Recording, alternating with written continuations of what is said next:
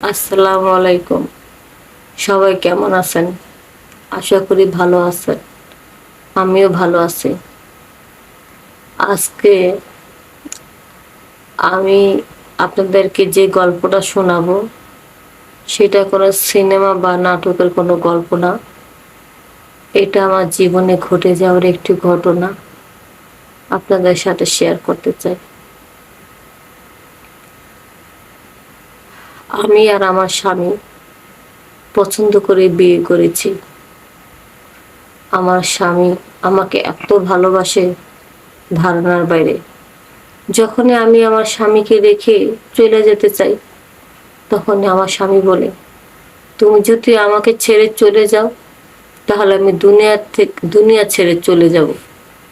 এই একটাই ভয় দেখে তো, পাগল স্বামী আমার, আমাকে ছাড়া কিচ্ছু বুঝতো না। তাই তাকে রেখে আমি কোথাও যেতে চাইলাম না। আমি তাকে সান্ত্বনা দিলাম, ধুত্তুরি, আমি কোথায় আর যাব, আর আমি তো তোমার পাশেই আছি। জাস্ট একটু অভিমান করে বলছিলাম, তুমি কিছু মনে করো না।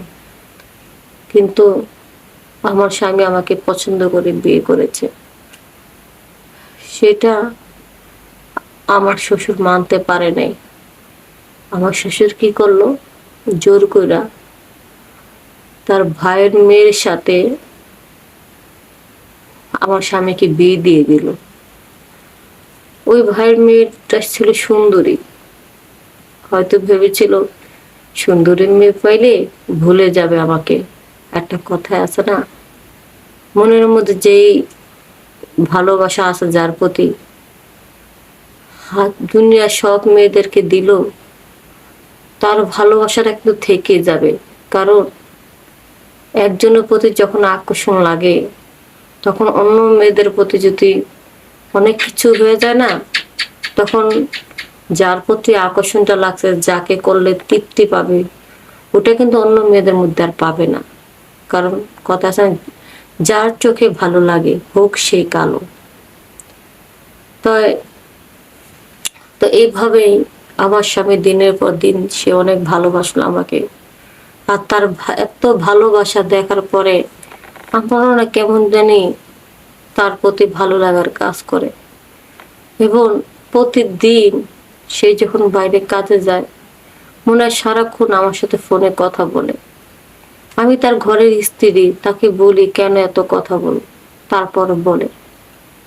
তারপর যখন বুঝতে পারলাম যে তার ফ্যামিলিগত আমার স্বামীকে চাপ দিচ্ছে, তার জীবন থেকে যেন আমি সরে যাই, তখন আমার স্বামী কি করলো, জোর করে আমাকে বাড়িতে উঠালো। তার বাবা মার ইচ্ছার বিরুদ্ধে। তার বাপের কথা, এই বউ আমরা পছন্দ করি নাই, আমাদের পছন্দ মেয়ে যেটা আছে তাকে তোমার স্ত্রী হিসেবে গ্রহণ করতে হবে। আমার স্বামী মানতে পারলো না। ওই মেয়েটা স্বামীর ভালোবাসা থেকে বঞ্চিত হয়ে গেল। আসলে ওর মেয়েটার কোনো দোষ নেই, ওর বাবা সবকিছু জেনে শুনে জোর করে বিয়ে দিয়েছে। আসলে জোর করে তো আর সংসার হয় না। এক পর্যায়ে আমার স্বামীকে কি করলো, বিদেশে পাঠিয়ে দিল। সে বলল যে বিদেশে যদি না যাও তাহলে তোমাকে আমি ত্যায্য পুত্র করবো। আমার স্বামীও কি করলো, বিদেশে চলে গেল। থাক, বিদেশে গেলে নিজের ভবিষ্যৎটা করে আনি। তো এই দিকে আমার শ্বশুরে খুব লোভী মানুষ ছিল, অনেক লোভী। আমার স্বামী টাকা পয়সা যখন পাঠায়, তাদের জন্য পাঠায়, আমার জন্য পাঠায়। কিন্তু মাঝে মধ্যে এটা সেটা আবদার করতো আমার শ্বশুরে, আজকে একটা পাঞ্জাবি কিনে দিতে হবে, কালকে আমার কিছু টাকা দিতে হবে, এটা দিতে হবে, সেটাও দিতে হবে। একটার পর একটা অভিযোগ করতে থাকে। আর যখন সেটা না দিই না, আমার সাথে ঝগড়া লাগা দেয়। আমার ছেলের কামাই তোমার কাছে সব দেয়, তুমি কেন দিবা না? তুমি কি তোমার বাপের বাড়ি থেকে এনে দিচ্ছ? তো আমি আমার শ্বশুরের মন রক্ষা করার জন্য তার সেবা যত্ন, খাওয়া দাওয়া, গরম পানি করা, তার কাপড় চোপড় সব পরিষ্কার পরিচ্ছন্ন ভাবে রাখা, এবং তার হাতে পায়ে তেল মালিশ করে দেওয়া, এবং মাথার চুলটাও ম্যাসাজ করে দেওয়া, অনেক কিছু তার সম্পূর্ণভাবে আমি সেবা করি। কিন্তু যে বড়লোকের ঘরে মেয়েটাকে বিয়ে করে এনেছে সেটা তো কিছুই করে না। সেই এক কথাই বলে, আমি একটা কাজও করব না, আমি টাকা পয়সা দিয়ে তারপর বিয়ে করেছি, এই বাড়িতে বউ হয়ে এসেছি। আর যে এই বাড়িতে এসেছে 1 টাকা খরচ করে নাই কা, সেই বান্দিগিরি করবে। তা আমি এভাবে আমার আচরণ ব্যবহার দিয়ে শ্বশুর শাশুড়ি মন জোগাড় করে নিলাম। আর ওই মেয়েটা সবার কাছে কালার হয়ে গেল।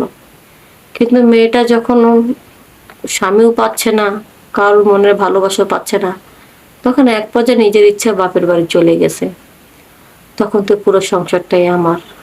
আমার শাশুড়ি কি করলো, তার কয়দিন পর মারা গেল। বাস, শ্বশুর একলা হয়ে গেল। বাড়িতে আমি আর আমার শ্বশুরই থাকি। তো এইভাবে শ্বশুরের যত্ন নিতে নিতে একদিনকা শ্বশুরের কুদৃষ্টি আমার চোখে পড়ে। কেন পড়ে? আমার শ্বশুরে একদিন জ্বর ছিল, সারা রাত তার সেবা করছি এবং তার মাথায় পানি দিতে দিতে এক পর্যায়ে তার পাশে আমি বসেছিলাম যেন আমার শ্বশুরের কোনো অসুবিধা না হয়। ওই পাশে বসে থাকতে থাকতে আমি ঘুমিয়ে পড়েছি আমার শ্বশুরের সেবা করতে করতে। আর যখন আমি ঘুমিয়ে পড়েছিলাম তখন আমি বুঝতে পারিনি যে আমার শাড়ির আঁচলটা আমার বুকের উপর থেকে সরে গেছে। আর সবকিছু দেখে আমার শ্বশুরের লোভ লালসা লেগে গেছে। বাস, ওগুলি দেখার পরে আমার শ্বশুরে আলতো হাতের সাহায্যে আমাকে আদর করা শুরু করলো, বিভিন্ন জায়গায় আমাকে টাচ করা শুরু করলো। এক পর্যায়ে শ্বশুরের স্পর্শ পেয়ে আমার যখন ঘুম ভেঙে গেছে, তখন এক পর্যায়ে বুঝতে পারি শ্বশুরের অর্ধেক কাজ হয়ে গেছে। তখন আমার শ্বশুরের যখন আমি ধাক্কা মেরে ফালাইতে ধরলাম, তখন আমার শ্বশুর হাত দুটো চেপে ধরে বলে, বোমা, আমাকে বাধা দিও না, অর্ধেক কাজ করে ফেলেছি, বাকি অর্ধেক কাজ করতে দাও। তোমারও সুখ হবে, আমারও সুখ হবে। তুমি তো না খাওয়া, তোমার স্বামী বিদেশে, আর আমার স্ত্রী কবরের ভিতরে শুয়ে আছে, আমিও না খাওয়া। তাহলে শুধু শুধু একই ছাদের নিচে থেকে আমরা কেন দুজনে কষ্ট করব বলো? তাই বলতেছি, আমাকে ধাক্কা না দিয়ে আমাকে জড়িয়ে ধরো, আদর করো। বাস, আমার শ্বশুরে কোনো কথা শুনতে চাইলেন না। আমি তাকে বললাম, আপনি কি লজ্জা করে না? দিনের পর দিন আপনার সেবা করছি, আর ফলে আপনি এই প্রতিদান দিলেন। ঠিক আছে, ঠিক আছে, আমি আপনার ছেলেকে সব বলে দেব। আজ আমার শ্বশুর অনেক অনুরোধ বিনোদ করলাম, সে আমার কোনো কথাই শুনলো না। সারা রাত আমার সাথে শারীরিক সম্পর্ক করলো।